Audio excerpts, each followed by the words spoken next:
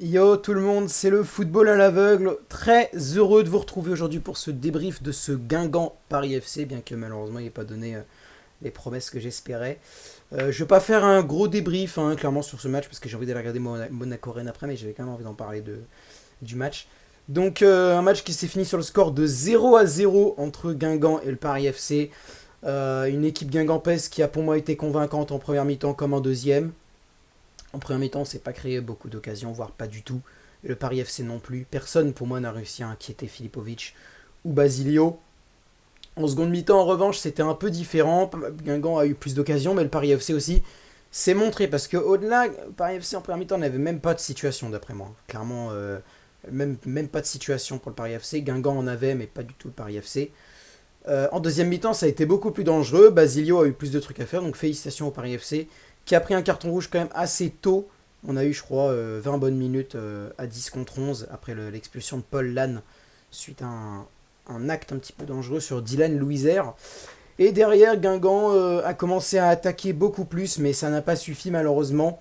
Ça reste à 0-0. Et franchement, c'était un super match. C'était un super match que nous a offert Guingamp, qui montre que même face au gros, on se surpasse. Je suis très content de ce que Guingamp a montré sur cette rencontre. Et on se retrouve bientôt pour Caen Guingamp. J'ai hâte de voir ça. Les gros ont beaucoup réussi à Guingamp. Les gros réussissent beaucoup à Guingamp. Généralement, ça réussit plus à Guingamp qu'autre chose. Donc voilà, maintenant, faut voir un peu comment ça va se passer pour la suite de la saison. Ça fait 7 points. On sera peut-être pas leader du championnat à la fin de. On sera peut-être pas leader du championnat lundi soir. En sachant que de toute façon, c'est Quevilly-Saint-Etienne. Donc ce sera samedi. Ce sera ce soir que tout se décidera. Parce que ni Quevilly ni Saint-Etienne peut nous rattraper, ça c'est sûr. Donc ce sera ce soir que ça se décidera. Il faut que Caen perde. Faut que Dijon gagne. Faut que Dijon gagne pour que. Ouais, ça va être un peu compliqué. On va espérer que Guingamp soit leader, mais il y a plus de chances qu'on ne le soit pas ce soir. Par contre, si Caen fait match nul, je crois qu'on a le goal à verra, j'ai encore peur d'où. Si Caen fait match nul, en gros, faut que Caen ne gagne pas.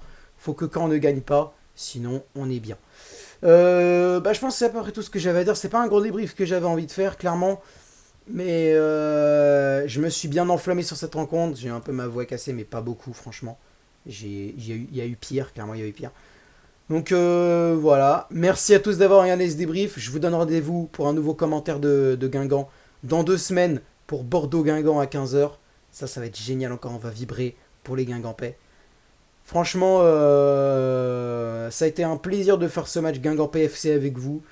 Moi, je vous retrouve dans 2 semaines et puis je vais continuer à suivre les débriefs de Guingamp, enfin les matchs de Guingamp. En espérant, peut-être que je ferai d'autres débriefs, peut-être pas en images ceux-là, mais je ferai d'autres débriefs quand Guingamp, peut-être que je ferai un débrief audio, ça dépend, on verra. Enfin bref, merci de m'avoir écouté, je vous donne rendez-vous demain pour ceux qui me suivent sur ma chaîne YouTube, n'hésitez pas à vous abonner d'ailleurs, demain soir pour Brest-Marseille à partir de 20h20 et pour d'autres vidéos dans la semaine qui suivra. Voilà, merci de m'avoir suivi et à bientôt.